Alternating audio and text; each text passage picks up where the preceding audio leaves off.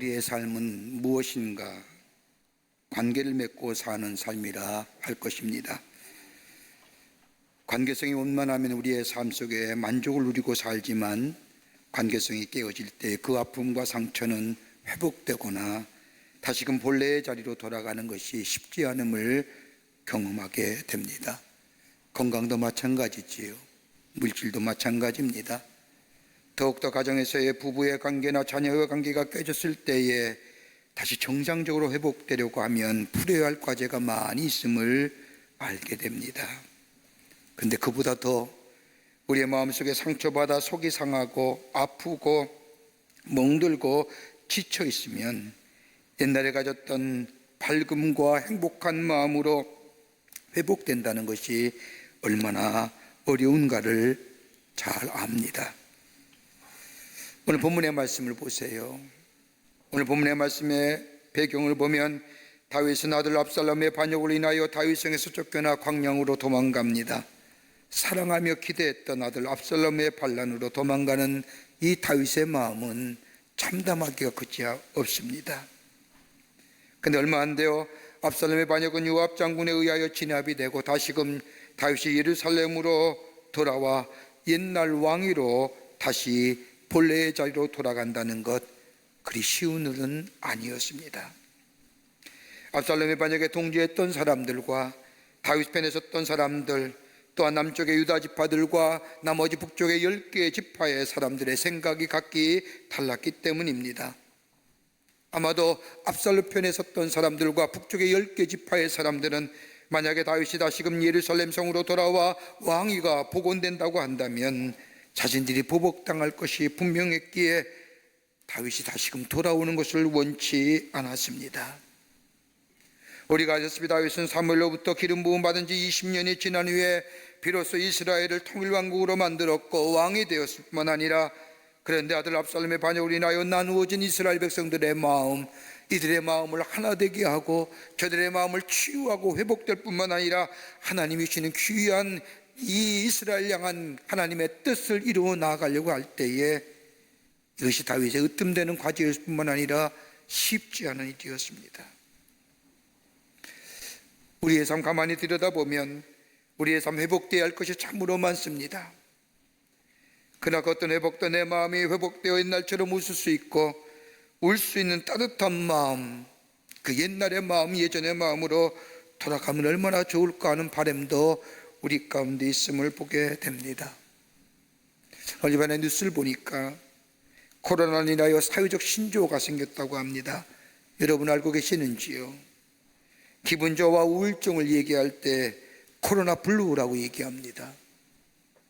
짜증과 분노를 동원하는 화병을 얘기할 때에 코로나 레드라고 얘기하고, 일반적인 우울감 이상의 심한 좌절감을 느낄 때에 코로나 블랙이라고 얘기하고, 스트레스로 격해진 감정이나 화를 내거나 폭력을 행동으로 나타나는 것을 가리켜서 코로나 앵그리라고 하고, 좀 없어지면 좋을 터인데 이런 것들로부터 우리가 자유로워지고 회복되어 옛날처럼 웃을 수 있고 울 수 있다는 따뜻한 마음을 가졌으면 얼마나 좋을까 하는 생각이 듭니다. 그런데 여러분, 회복은 저절로 기다려져야 회복되어지는 겁니까? 아닐 겁니다. 회복이란 저절로 이루어지는 것이 아니라 회복을 원한다면 회복을 위한 삶을 살아야 합니다. 그런 의미에서 오늘 본문의 말씀은 다윗이 어떻게 이스라엘 백성의 나눠진 마음을 하나로 묶을 뿐만 아니라 저들을 회복하고 치유 싶어서 다시금 하나님을 섬기며 열방을 섬기는 나라로 만들어 갔을까?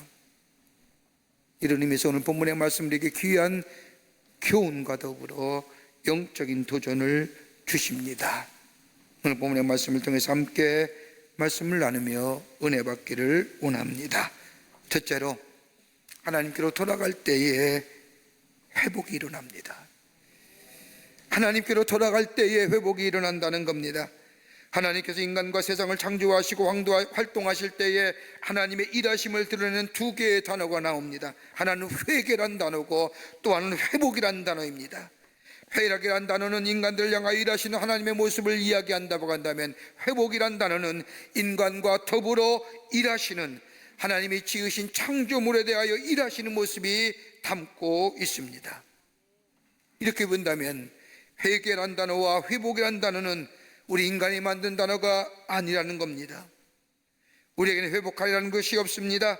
더 나아가 우리의 삶에는 회복의 능력이 없습니다. 여러분, 우리가 육체의 질병을 거쳐서 다시 회복될 때에 온전한 모습으로 회복됩니까? 아닙니다. 그러기에 영어로 표현하기에 리커버리라고 얘기하는 겁니다.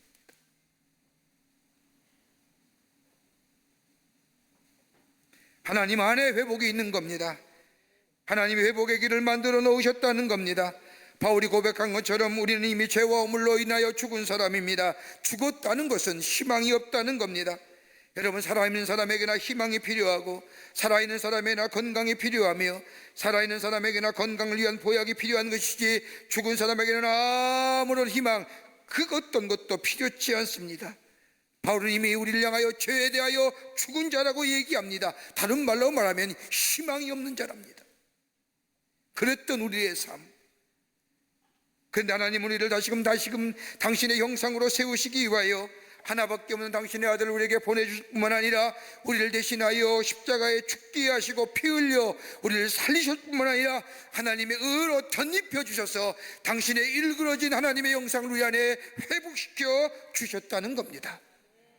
더 이상 저주의 자녀가 아니라 당신의 자녀로 다시금 회복하기 위하여 하나님은 하나밖에 없는 당신의 아들을 우리에게 보내셨다는 것을 보면 하나님은 우리보다 우리의 회복을 더 원하시는 분이고 더 나아가 우리를 위하여 회복의 계획을 갖고 계셨다는 겁니다.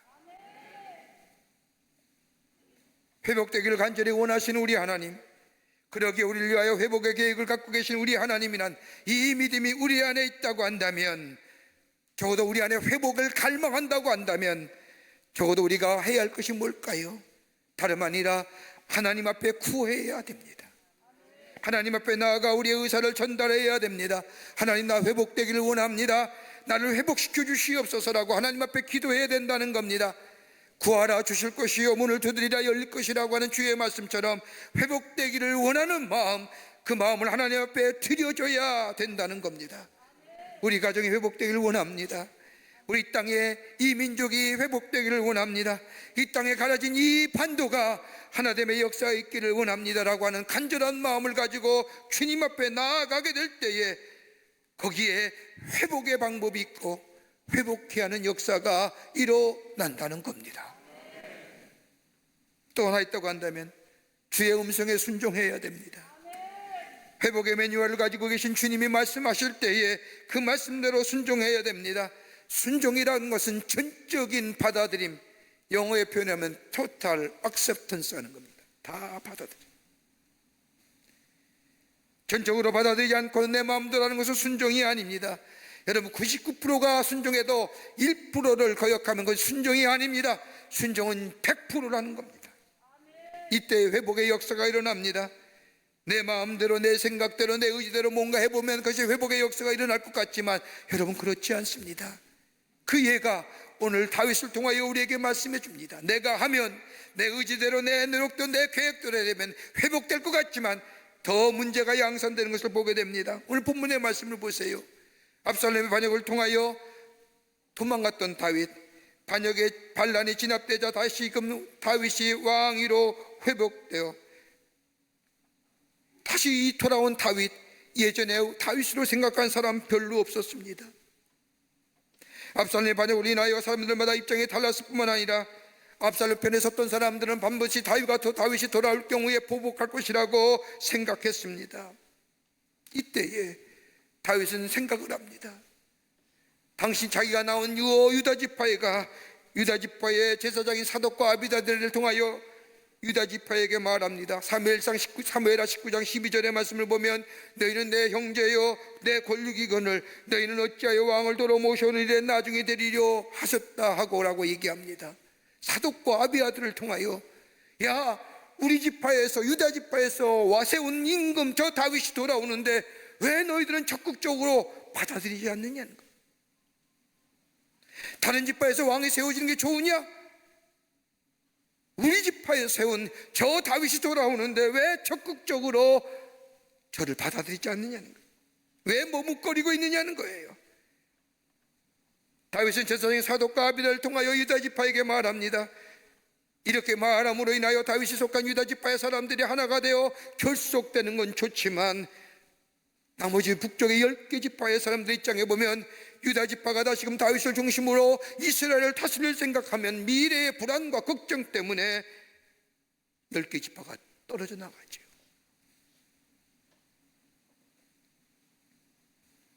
왕위를 찾은 다윗이 유다 지파와 함께 다시 이스라엘 다스리게 되니까 나머지 10개 사람들은 10개 지파의 사람들은 돌아오지 아니하고 저들이 힘을 아파요 세밀한 사람을 세워서 뭐예요?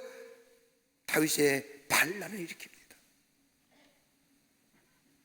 유다 지파가 받아주면 될 것 같았지요.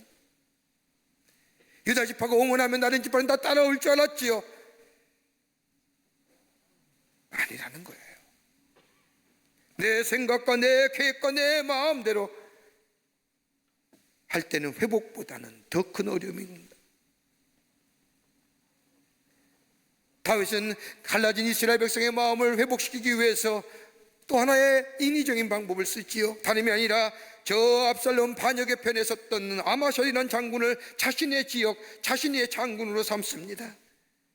이것은 이스라엘 사람 가운데 압살롬의 편에 섰던 사람들을 보복하지 않겠다고 하는 의지의 표현입니다. 그런데 이러한 정책은 압살롬 편에 섰던 사람들에게는 안심을 줄지 모르지만은 이 다윗 편에 서서 목숨을 내기렸던 요압 장군과 그에 따르는 사람들은 배신감과 더불어 실망감과 더불어 상실감을 갖게 됨으로 말미암아 나중에 요압이 다윗의 반대편에 서게 됩니다. 되는 것 같지요. 회복을 위하여 화합을 위하여 하나됨을 위하여 인간의 방법과 인위적인 노력을 했지만 오히려 더 큰 문제가 야기됨을 보게 됩니다. 여러분 생각해 보세요. 다윗을 임금으로 세운 이가 유다 지파입니까? 다윗을 임금으로 세운 사람들은 유다 지파도 아니요 이스라엘도 아니요 다윗을 임금으로 세우시는 하나님이십니다. 목동으로 이름 없이 사라질 다윗을 하나님께서는 기름 부으셨을 뿐만 아니라 그를 여기까지 인도하시어 그를 왕으로 세우셨습니다.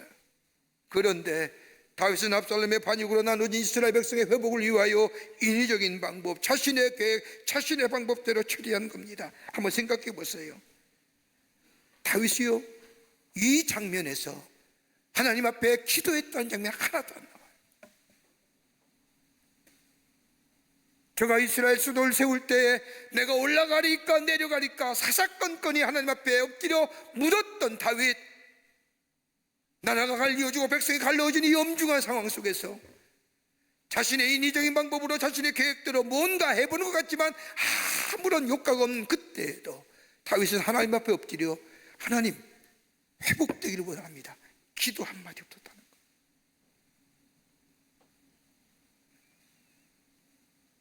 정작 회복될 줄 알았는데 오히려 심한 나눔과 갈등, 반란으로 이어지는 이 모습. 여러분 진정으로 회복되기를 원한다고 한다면 하나님께로 돌아가야 됩니다. 왜요? 회복은 내가 원해서 이루어지는 것이 아니라 회복의 주체는 하나님이시기 때문입니다. 그러기 하나님께로 돌아가야 됩니다. 호세아서 6장 1절과 3절에 있는 말씀처럼 오라 우리가 여호와께로 돌아가자. 여호와께서 우리를 찌셨으나 도로 낫게 하실 것이요 우리를 치셨으나 싸매어 주실 것입니다. 여호와께서 이틀에 우리를 살리시며 셋째 날에 우리를 일으키시리니 우리가 그의 앞에서 살리라. 그러므로 우리가 여호와를 알자. 힘써 여호와를 알자. 그의 나타나심은 새벽빛같이 어김없나니 비와 같이 땅을 적시는 늦은 비와 같이 우리에게 임하시리라. 돌아가자. 찌신 이도 하나님이시고 낫게 하실도 하나님이시고 치신 이도 하나님이시고 싸매어 주실도 하나님이시고 회복의 주체는 누구요?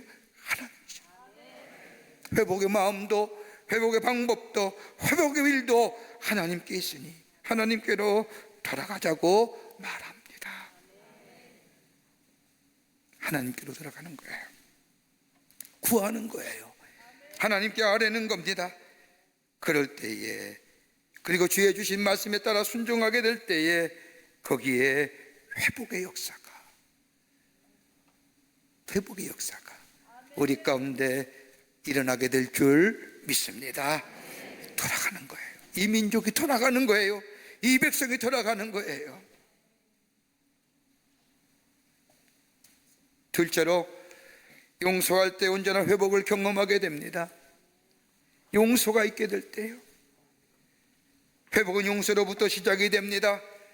여러분, 정의는 사랑으로부터 시작이 되는 거예요. 정의는요, 사랑으로부터 시작돼야 그게 바른 정의감을 세우는 겁니다.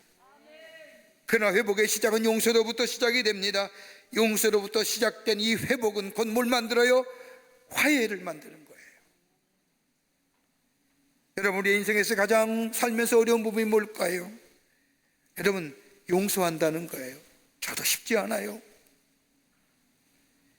내가 가장 힘들고 어려울 때에, 내가 지치고 어떻게 해야 할지 모를 때에, 버틸 수 없을 때에 내 등에서, 내 뒤에서 내 등에 빗줄을 꼽는 사람 용서할 수 있을까요?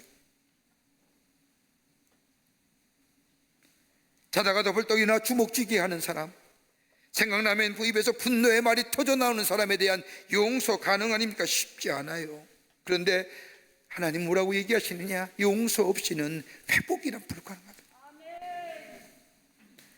상처받아 찢겨진 내 마음의 회복은 다름이 아니라 용서라는 과정을 통하여 회복될 뿐만 아니라 이 과정을 통하여 다른 사람과 환경도 회복되는 역사가 있게 됩니다.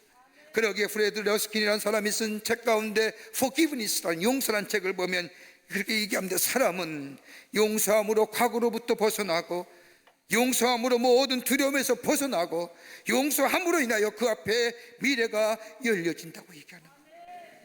용서해야 불안과 공포에서 벗어날 수 있다는 겁니다. 불안과 공포의 깊은 심리학적 원인은 내 안에 용서하지 못하는 마음이라는 거예요. 여러분, 성경 말씀을 보세요. 우리가 함께 나누는 사무엘 19장 전후의 말씀을 보면 다윗의 앞사람을 위해 반역을 피하여 감나한 사람으로 도망한 다윗, 도망갈 때에 자신의 마음에 비수를 꽂힌 사람이 나와요. 신발도 신지 못하고 맨발로 베냐민 지파의 땅을 지나 도망갈 때에 베냐민 지파의 시므이가 나타나 많은 사람들 앞에서 다윗을 향하여 돌을 던지며 얘기합니다. 이 피 흘린 자여 저주받을지어다. 그러자 뒤따르던 다윗의 장군이 다윗에게 묻습니다. 저 죽여버릴까요? 다윗은 그만두라고 말합니다. 그렇게 하지 말라고 말합니다. 그런데 여러분, 압살롬의 반란이 진압이 된 후에 다윗성으로 돌아온 이 다윗, 가장 먼저 누가 찾아오느냐? 다윗이 도망갈 때에 다윗을 향하여 저주를 퍼붓던 시므이가 자신의 지파의 1000명의 사람과 함께 제일 먼저 다윗을 찾아와 납작 엎드립니다. 뭐라고 얘기하느냐? 왕이시여, 그땐 내 본심이 아니었습니다. 이제 당신만을 나의 왕으로 섬기겠습니다라고 말합니다. 여러분, 용서할 수 있을까요? 한번 배신해 나간 사람은요, 그 사람 믿지 못하잖아요. 아무리 잘 섬기는 사람도요, 용서 못해요. 하나님을 잘 믿는 사람도요, 쉽지 않은 일이에요. 그때의 수치와 수모를 생각한다고 하면 자신의 앞에 납작 엎드린 시임은 용서할 수 없어요. 그런데 다윗은 뭐예요? 용서하잖아요. 이유가 어디 있을까요? 자신의 삶 속에 경험되어진 일들이 있었어요. 그 하나가 뭐냐? 다른 것이 아니라 이 모든 일이 하나님께서 하신 일이라고 확신이 있기 때문이에요. 하나님의 뜻이 아니라면 참새 한 마리도 땅에 떨어지지 않는다고 하는 말씀처럼, 참새 한 마리도 두 아사리 은에 팔린 것도 하나님의 뜻이 아니면 팔리지 않는다고 하는 말씀처럼, 시므이가 자신을 향하여 저주한 것이 아니라 하나님께서 시므이를 통하여 나를 향하여 하시는 말씀이라는 것을, 나의 삶의 생과 복을 주관하시는 하나님, 저 시므이를 통하여 나에게 말씀하신다고 하는 것. 나 피 흘린 자 만나, 이 피 흘린 자여 저주를 받을지어다 외쳤던 시므이의 말 맞다 이거예요. 나 피 흘린 자란 말이에요. 내가 사울의 피에 대해서는 깨끗하지만 나를 위해 목숨을 바치겠다고 하는 저 우리아의 피를 흘렸고 그 가정에 저주를 가져온 사람 맞다 이거예요. 하나님이 시므이를 통하여 그 어떤 사람도 얘기 못했던 그 이야기를 시므이를 통해 나에게 말씀하신 거예요. 이 믿음이 다윗에게 있었어요. 용서하는 거예요. 또 하나 또 한다면 문제의 시작은 바로 나라는 겁니다. 나라는 고백이란. 내가 우리아를 죽이지 않았더라면, 하나님께서 내 아들 암논과 압살롬과 그리고 내 딸인 다말에게 피밀리 나는 아픔을 없었을 것이고, 내가 우리의 아내를 범하지 아니하였, 우리 아내를 죽이지 않았더라고 하면 아름다운 아들이었던 압살롬이 나를 향하여 반란을 일으키지 않았듯 모든 원인의 책임은 누구예요? 나라는 거예요. 영어에 배우는데 because of you라고 얘기 많이 하죠. 나요, 나. 내가 용서하지 못하는 것은 나에게 문제가 있는데, 여러분 가만 보세요. 부부의 갈등이요, 문제는 다 뭐예요? 내게 있는 문제보다는 너 때문이야 라고 하죠. 너가 문제야, 내 문제인데.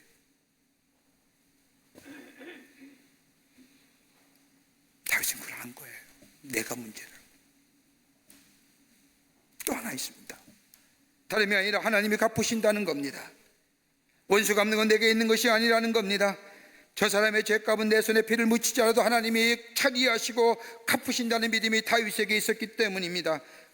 그 예가 뭐냐면 사무엘상 25장의 말씀을 보면 사무엘이 죽고 마음이 허전할 뿐만 아니라 사울에게 쫓기고 있을 때에 다윗은 당시에 불량배라고 하는 사람 약 600명과 함께 엔디게 광야에서 무리지어 살고 있었습니다.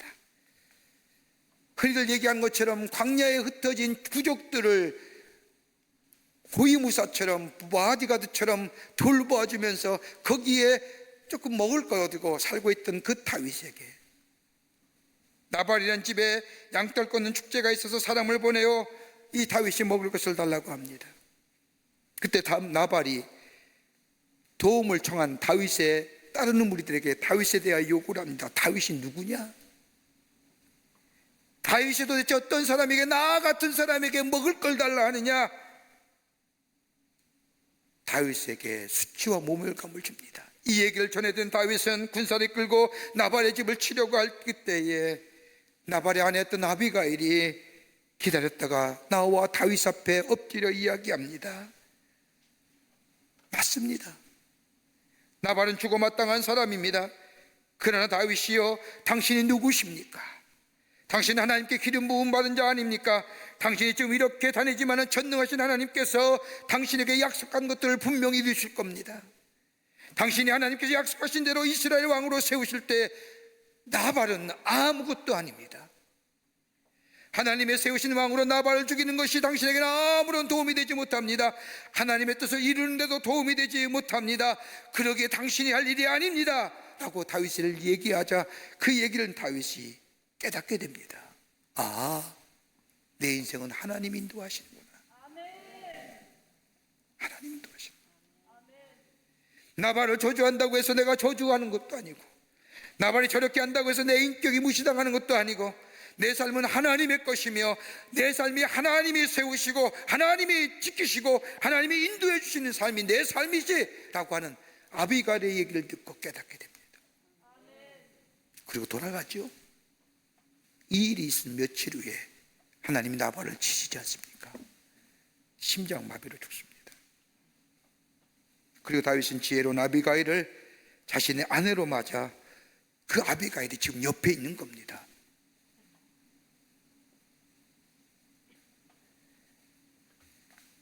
여러분 생각해 보십시오. 내가 복수할 마음 가지고 있으면 내가 너무 마음이 상하지 않습니까? 복수하고자 하는 마음이 생기면 마음이 상하고 그 상한 마음이 마음을 무디게 만들고 마음이 무뎌지니까 우리의 감정이 사라지고 우리의 감정이 사라지니까 우리 안에 웃음이 사라지고 웃음이 사라지니까 진실된 울음도 사라지고 좋은 일 보아도 먹기 좋아해 슬픈 일 보아도 세상에 슬플 일이 그거 하나뿐이야? 비관론자 되는 거예요. 양비론자 되는 거예요. 여러분 복수는 복수를 낳는 겁니다. 복수는 분열과 나눔의 원인이 되고 화합과 하나됨의 걸림돌이 됩니다. 그러나 용서는 각오를 각오로 보내는 놀라운 힘을 우리에게 줍니다. 회복의 역사가 일어납니다. 40년간 감옥에서 갇혔던 만델라가 피비린내 나는 남미아프리카의 내전을 막을 수 있었던 것은 40년의 긴 시간을 감옥에 보내게 했던 사람들을 비로소 용서하게 될 때에 남아프리카의 내전을 막을 수 있었습니다. 그 즈음에 미국의 클린턴 대통령이 만델라를 만나서 묻습니다. 당신을 감옥에 넣고 무려 40년 동안 갇히게 했던 사람들을 어떻게 용서할 수 있습니까? 라고 물을 때 만델라가 그런 얘기했답니다. 갇혀 있는다는 것이 얼마나 답답한지 나는 감옥에 40년 동안 경험했습니다. 내가 저들 용서한 것은 내가 다시 갇히지 않기 위하여 용서했습니다. 몸이 갇히는 걸까요? 마음이 갇히는 거예요.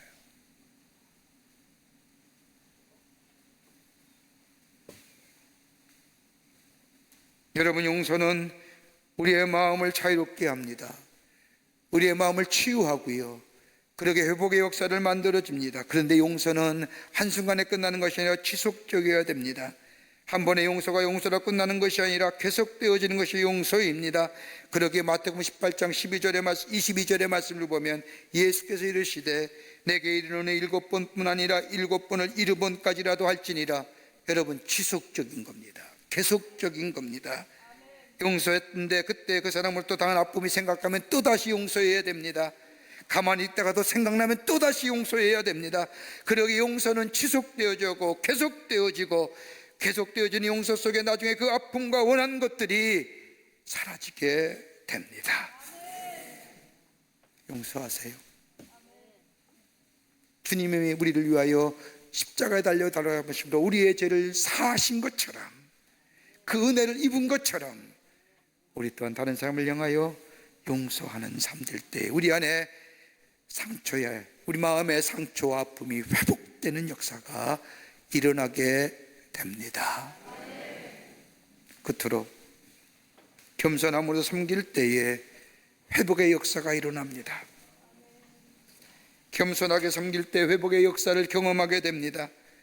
여러분, 겸손함으로 섬길 때 섬기는 사람에게도 회복의 역사가 일어나지만은 섬김을 받는 사람에게도 동일한 회복의 역사가 일어납니다. 여러분, 우리가 읽지는 않았지만 사무엘하 19장 말씀을 보세요. 앞절에 나오는 말씀입니다. 다윗이 압살롬의 반역을 피하여 도망할 때 고마운 사람 하나를 만나지요. 길르앗 사람 바르실레입니다. 반역을 일으켜 다윗을 도망가게 했던 당시의 압살롬의 권세는 하늘을 호련하고 하늘을 찌를 듯이 천하를 호령할 만한 권세입니다. 이런 때에 다윗을 돕는다는 것은 목숨을 내어놓는 일입니다. 만약 압살롬이 다윗을 죽이고 정권을 잡는다면 다윗을 도왔던 사람은 다 죽고 맙니다. 이럴 때에 다윗을 도울 수 없을 그때에 길르앗 사람 바르실레가 다윗을 돕습니다. 그러면서 도울 때 다윗에게 말하기를 하나님께서 나를 부자로 만드신 것은 이때 임금을 돕기 위하여 내게 주신 것입니다. 하나님이 나를 부자로 만드신 것은 지금 왕을 돕기 위하여 하나님 내게 주신 것입니다 라고 말하며 정성껏 다윗을 섬깁니다. 이런 섬김을 받았던 다윗이 압살롬의 반역이 진압된 후에 이 바르실레에게 가서 함께 예루살렘으로 올라가자 합니다. 왜요? 그 섬김이 너무너무 고마워서. 그 섬김이 너무너무 고마워서. 그때 요청을 받은 이 바르실레가 다윗에게 말하기를 내가 지금 하는 일은 당연히 해야 할 일 한 것뿐입니다. 보답으로 내가 무엇을 얻는다는 것은 도리에 어긋나는 일입니다. 임금이여, 내 나이 80입니다. 이 나이에 마시는 것이 무엇이며 좋은 것이 무엇이겠습니까? 제가 가도 임금에게 패가 되니 저는 여기 있겠습니다. 이 말에 다윗이 감동하잖아요. 가자고 그러세요. 바르실레가 거절하자 그 다윗의 강건함에 못 이겨 이 바르실레가 말하기를 내 대신에 기므함이란 사람을 데리고 가 함께 계시면 도움될 겁니다. 가장 어려울 때에, 가장 힘들 때에 섬김으로 도와줬던 이 바르실레의 섬김의 모습, 다윗의 마음이 상처가 치유된 거예요. 이 놀라운 은혜를 다윗은 평생 간직합니다. 죽을 때까지 간직합니다. 마지막 죽기 전에 다윗의 유언을 보면 아들 솔로몬에게 이야기가 참 많이 나옵니다. 그게 잠언서의 말씀 아닙니까? 그 가운데 다윗은 유언을 가운데 아들 솔로몬에게 이런 얘기합니다. 내가 눈을 감아도 잊지 못할 사람이 있는데 다름이 아니라 그는 길르앗 사람 바르실레이다. 내가 네 형인 압살롬의 반역을 통하여 맨발로 갈란산으로 도망갈 때에, 그리고 숨어 지낼 때에 길르앗 사람 바르실레가 나를 위하여 얼마나 섬겼는지, 내가 어려울 때에 도왔던 그 사람, 너는 그 은혜를 잊으면 안 된다. 내가 죽더라도 그 자녀들을 네가 불러다가 축복하며, 축복했다는 게 뭘까요? 네 재물을 나눠주며, 내 식탁에 함께 음식을 나누며 저를 기억하라고 솔로몬에게 부탁합니다. 가장 어려웠던 시기에 회복시켜주는 그 사람. 여러분, 섬김 받을 때 우리의 마음의 치유와 회복을 가져다 줍니다. 회복의 탄력성이라는 책을 쓴 김주환 씨가 그 책을 보면 회복에 어떻게 하면 쉽게 빨리 회복될 수 있느냐는 얘기를 하면서 여러 가지 이론을 얘기하는데, 그에게 이런 결론 얘기합니다. 우리의 마음에 진실된 사랑이 접촉하게 되면 우리의 삶은 달라진다. 본래의 모습으로 회복된다는 거예요. 이게 탄력 있는 게 뭐예요? 진실된 사랑을 접하게 되면, 진실함으로 섬기게 될 때 섬김을 받는 사람의 마음속에는 그 마음속에 세상 일로 상처받은 무뎌지고 딱딱해지고 굳어질 대로 굳어진 마음이 진실된 겸손의 섬김을 받을 때 달라진다는 겁니다.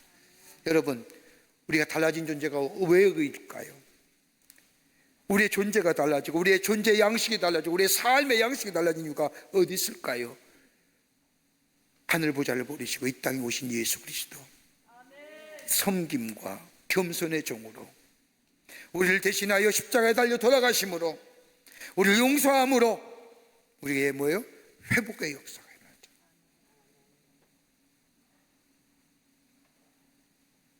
대강절입니다. 우리 주님 오심을 기다리는 절기입니다. 우리 안에 겸손과 섬김의 종으로 우리의 죄를 사하시기 위해서 하나님의 사랑에 나타나신 바 된 그 놀라운 은총을 우리에게 주시기 위해서 오시는 예수님, 우리 마음에 주인 삼고 그 주님 모시고 주님이 하셨던 겸손과 섬김의 모습과 용서의 삶, 그리고 주님이 갚으신다고 주님 앞에 구하고 기도했던 그 예수님의 삶의 모습이 우리 안에 다시금 있어지게 된다면 우리는 온전한 회복의 사랑으로 하나님이 주시는 귀한 역사 안에서 새롭게 된 존재로 이 땅에 힘 있는 능력 있는 삶으로 살아가게 될 줄 믿습니다.